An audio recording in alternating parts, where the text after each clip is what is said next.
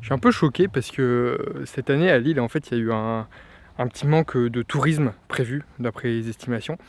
Et du coup, la ville, la MEL, donc la métropole lilloise, a voulu essayer une stratégie pour, on va dire, ramener des touristes.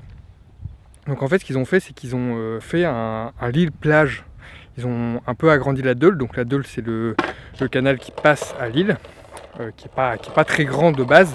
Ils l'ont un peu agrandi, ils ont rajouté des. Enfin je vous montre, ils ont rajouté des petites falaises et tout ça et bah, le résultat il est pas dégueu hein. Je sais pas ce que vous en pensez mais.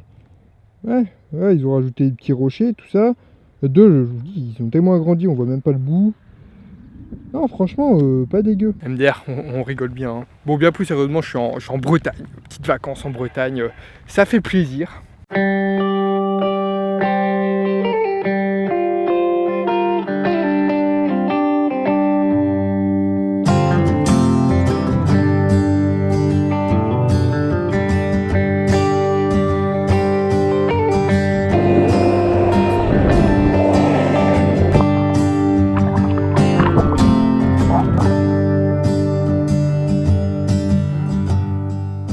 C'est exactement ici que j'ai commencé la longboard. Sur ces terres. Sur même peut-être limite sur cette route. Sur le sentier où je suis, c'est un des premiers sentiers où j'ai fait la longboard. Voilà. Et je vous fais un petit vlog. Il n'y aura pas beaucoup de longboard. Enfin, je suis en longboard évidemment, mais il n'y aura pas vraiment beaucoup de longboard dans cette vidéo, je pense. Peut-être dans une autre. Je sais pas comment ça va se faire. Je sais pas comment ça va se faire de ce côté-là. Mais déjà, je voulais vous parler du développement de la communauté de longboard en France. Et ensuite, et surtout, je voulais tester un drone, tester DJI Mavic 2 Pro. Pas faire un test pour vous dire ouais pas mal, mais la portée au vent de ce côté-là est un peu négligée par DJI. Je sais pas ce que vous faites les gars, pas du tout, j'y connais rien en fait. Je veux dire tester dans le sens moi tester pour la première fois. Parce qu'en fait je suis parti à Montréal en mars, j'ai commandé un drone pour partir à Montréal, en partie, enfin pas que pour ça mais aussi pour partir à Montréal, et je l'ai reçu alors que j'étais à Montréal. Mais chez moi, donc je l'avais pas. Et quand je suis rentré, bah, c'était le confinement hein, en mars, donc je suis rentré en plein milieu du confinement, j'ai pas pu sortir et je ne l'ai jamais essayé depuis. Jamais. Genre j'ai juste configuré chez moi, c'est tout. La seule chose que je sais en fait c'est les réglementations. Ici, là où je suis, on peut voler à je pense 30 mètres max. Je me rends pas du tout compte de ce que c'est 30 mètres mais normalement c'est indiqué sur l'appareil. Mais ça devrait le faire, de toute façon c'est hyper dégagé. Il n'y a pas du tout de genre d'arbre, d'antenne ou quoi que ce soit. Donc de ce côté-là on risque pas grand-chose. On risque pas un crash, un sale crash. Allez, on va se poser ici, on va tester ça. Alors, le drone en question, c'est un Mavic 2 Pro.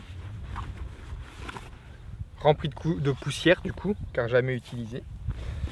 On a la petite télécommande, il est même pas chargé à 100%, donc ça sera assez court je pense comme test, mais c'est vraiment un tout premier test. Alors, je me souviens même plus comment on l'allume. On prend la petite application, on va pouvoir décoller je pense.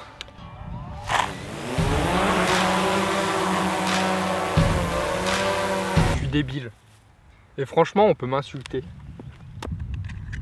J'avais oublié de retirer le petit cache de la nacelle.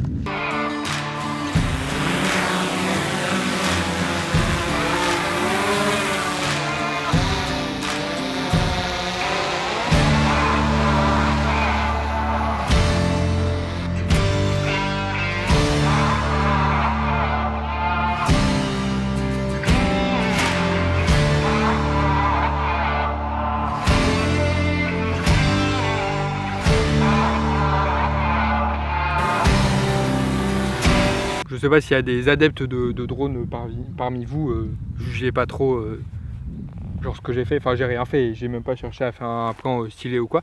Je suis en mode, en fait le mode apprenti, ça t'empêche d'aller à plus de 30 mètres de toit. Je pensais que c'était 30 mètres d'altitude, c'est 30 mètres de toit, donc on va enlever le mode beginner. Et aussi je sais qu'on ne filme pas genre tout le temps, c'est pas quand tu démarres ton drone que tu commences à filmer, mais c'est genre tu trouves un plan stylé, et là tu démarres la vidéo. C'est juste que là je voulais vraiment le début. En fait ça n'avait pas une grande différence avec la vue que j'ai ici, parce que la vue que j'ai ici est déjà belle. Mais c'est beau quand même. Bah deuxième petit essai.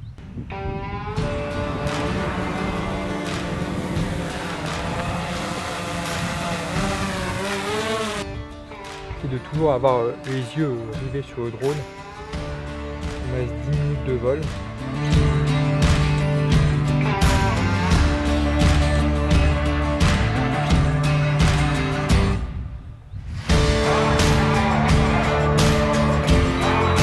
Bien pour prendre des selfies quand t'as pas de potes. Bon, premier test assez sympa. On va aller essayer un petit peu plus loin. Et en attendant, on va parler de choses sérieuses. Parlons de choses sérieuses. Car mes petits bushings, je vous ai entendu. Je ne suis pas resté sourd devant votre solitude. Je ne suis pas resté sourd devant vos réclamations. Vous en avez marre de rouler seul, et je le comprends. Vous n'aspirez qu'à une chose, partager votre passion. Je le sais. Et je sais également. Attends. On dit je sais également. Je sais également. Au pire, c'est pas grave. Je sais également. Du coup, je sais plus ce que je voulais dire. Ah, mais les politiciens, ils ont des petits papiers, des petites notes. Moi, j'ai pas de petites notes.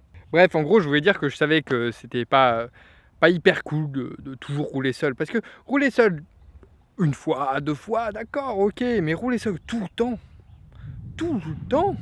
Et c'est en ça que je souhaiterais vous venir en aide. Et croyez-moi sur parole, j'aimerais pouvoir utiliser la technica supérieure de la multiplication del corpo ou Kakebon Shinojutsu pour ceux qui parlent pas italien, bande de gros nuls, afin de rouler avec chacun d'entre vous, mais frère chaud, je la maîtrise pas de ouf. Donc plutôt que vous faire des promesses en l'air, je vais essayer de vous aider de manière un petit peu plus constructive à ne pas rouler seul, à trouver des gens, des amis, des compagnons, des compatriotes. Moi je m'emballe. C'est beau? C'est beau, je sais pas si on voit à la caméra, mais c'est beau. Ah là là. En fait, vous me demandez souvent où trouver des gens avec qui rouler ou si je connais des gens dans tel ou tel coin. Et j'ai également reçu un commentaire qui m'a fait en faire une vidéo de la part de Tori LGBD. Comment développer la longboard dans sa région / son île. Moi, vous savez, mon but, ça a toujours été de développer la longboard, la communauté de la longboard, tout ça.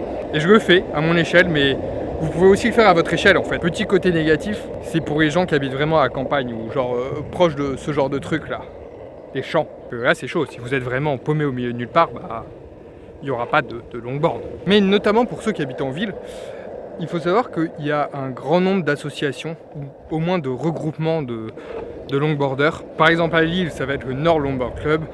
Autour de Caen, ça va être l'association RAS. Autour de Strasbourg, ça va être l'association Longboard Nantes. Ok, c'est faux, c'est autour de Nantes ça. Vous m'avez eu. Mais bref, il y a des associations ou au moins des regroupements un peu partout en France. Donc vous pouvez déjà vous rapprocher d'elles. Et justement pour vous aider à ça, j'ai commencé une page sur mon blog qui réunit les associations avec un peu les liens des Facebook. Alors la mise en page n'est pas top parce que justement moi à terme j'aimerais bien faire une carte complète où vous pouvez vous retrouver et même que les gens puissent s'y mettre eux-mêmes. Pour dire hey, je roule dans ce coin alors que c'est un coin complètement paumé justement pour ceux qui habitent à côté des champs et des vaches. Là c'est juste une liste, mais actuellement elle est très courte, mais le but c'est aussi de la prolonger. Donc si vous avez des regroupements ou des assos ou tout ça, pas des groupes privés genre vos petits potes de riders, c'est très sympa de faire ça, hein, mais c'est pas le but de promouvoir chaque petit groupe de longboard individuel. Là c'est vraiment que les gens puissent se rapprocher de gens en général. Mais alors que faire justement quand il n'y a pas d'association ou de groupe sur Facebook ou quoi, justement c'est à vous de le créer. Et c'est là où vous pouvez réellement participer au développement de la communauté de la longboard. Pour vous donner un exemple, au Havre, il n'y avait pas de groupe de longboard. Il y a l'un d'entre vous qui m'a contacté, tout ça, pour juste... Je sais plus pourquoi c'était, genre pour en parler ou je sais plus quoi. Parce que son projet c'était de monter une asso au Havre parce qu'il y avait justement pas d'asso. Et il a fait et du coup ça réunit des riders et maintenant ils sont une asso au Havre. Voilà. Et c'est pas quelqu'un de connu dans le milieu de la longboard ou tout du moins à l'époque. T'es pas obligé d'être l'autre fille pour rassembler du monde quoi. Alors là on arrive à un endroit, seuls les vrais reconnaîtront. C'est là où j'ai tourné l'une de mes premières vidéos. Je pense la 3e. Comment freiner.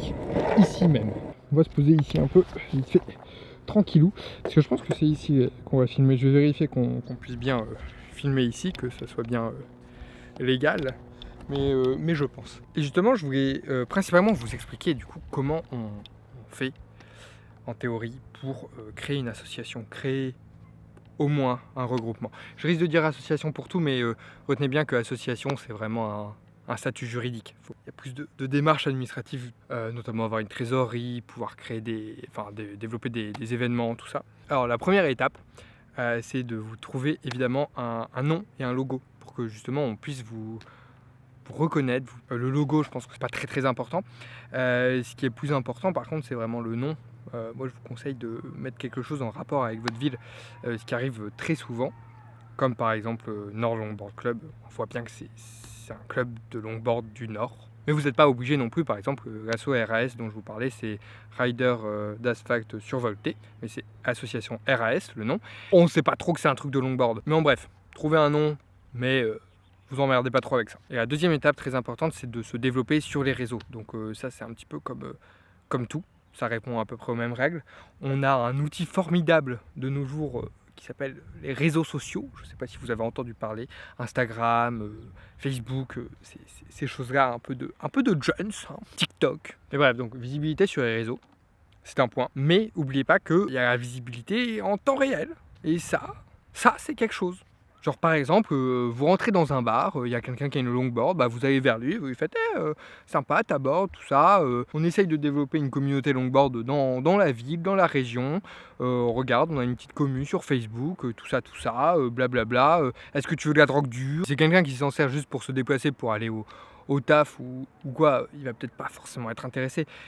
Mais si c'est quelqu'un qui fait ça pour se balader, insectes. Il sera ravi de se balader avec d'autres gens et pourquoi pas découvrir le dancing, le freeride, etc. Et pareil, si vous voulez développer la longboard, parlez-en à vos potes, faites essayer à vos potes, tout ça. Moi, je sais pas combien j'ai de potes qui j'ai fait essayer la longboard et ils ont tellement accroché que maintenant ils en font.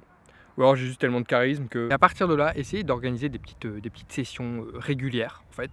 Genre par exemple tous les dimanches, fin de journée. Allez, petite session cruising ou alors un jeudi soir, rendez-vous freeride sur ce petit spot, tout ça, et de manière régulière. Et comme ça, même si vous rencontrez quelqu'un, du coup, vous pouvez aussi lui dire, si tu veux essayer, viens, place de l'Opéra, vendredi, bim, c'est un date. N'hésitez surtout pas à alimenter vos réseaux, même des petites stories, genre, on est jeudi soir, du coup, on est à cette place, on fait notre petite session comme toutes les semaines ou je sais pas quoi. Et dernier point pour vous aider à développer votre propre association, n'oubliez pas que la ville dans laquelle vous êtes veut très probablement montrer qu'elle est vivante, même une plus petite ville. Donc si vous connaissez des potes en école de journalisme, des gens directement dans des petits journaux locaux ou des trucs comme ça, ils peuvent être intéressés par faire un petit article sur vous. Alors je sais que les articles, c'est peut-être pas ce qui marche le plus pour les jeunes en ce moment, les articles papier. Mais éventuellement, ça peut faire le taf et vous pouvez relier ça sur vos réseaux, tout ça. Même, pourquoi pas, même passer à la télé. Il y a la télé locale, il y a des associations à qui c'est arrivé. Est-ce que là, on peut voler? Ok, du coup, deuxième vol, on commence à être des pros maintenant. On sait comment ça marche.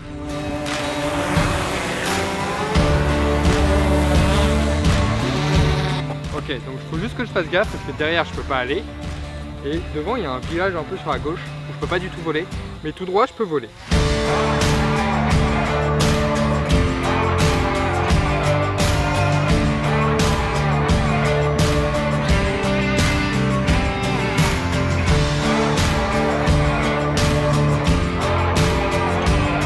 Batterie faible déjà. Merde.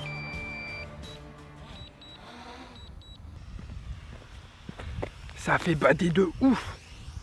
Comment ça panique, il y a plein de bruit, de trucs qui s'affichent partout sur ton écran. Du coup c'est tout. C'est tout ce qu'on pourra faire. Parce qu'on n'a qu'une batterie. Les batteries de drone c'est assez court. Et en plus comme c'était beaucoup de tests et tout ça, on a perdu pas mal de temps de vol à cause de ça. De toute façon je vais l'emporter ailleurs. Donc dans cette vidéo vous verrez normalement d'autres petits plans de drone. D'ailleurs est-ce que je vous fais pas une petite compilation, soit maintenant soit après. Si c'est maintenant on va dire que c'est maintenant. Et si c'est pas maintenant, j'ai juste l'air con. Je sais même pas à quoi encore les images ressemblent, mais ça a l'air sympa. Banal, genre hyper banal, mais sympa. J'ai longtemps en fait hésité à en acheter un parce que devoir encore cracher sur ma région. Mais avoir un drone dans le nord, c'est pas... Voilà quoi, c'est pas... c'est pas fou. L'intérêt est hyper faible parce que la campagne du Nord est hyper plate et tout ça, et c'est pas très beau à filmer quand c'est tout plat. Quoi qu'il en soit, j'ai bien hâte d'être un peu plus chaud en drone et de faire des trucs surtout créatifs.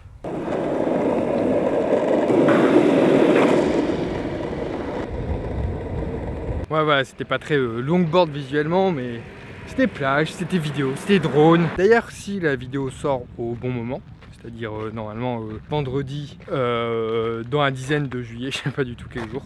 Bref, si la vidéo sort au bon moment, sachez que le mardi 21, fin de journée, je serai à Nantes avec petit caméraman Steve, et qu'après les autres jours on est à Biarritz, enfin autour de Biarritz. Donc si vous voulez rouler, surfer à Biarritz, parce qu'à Nantes ça peut être plus compliqué, prévenez-nous quoi. Je vous rappelle, dans la description il y a un lien normalement pour toutes les associations et tous les regroupements de longboard. N'hésitez pas à commenter dessus sur l'article, enfin sur la page du blog, pour me dire que j'en ai oublié une, qu'il y en a une, ou alors contactez-moi si vous voulez développer votre propre association.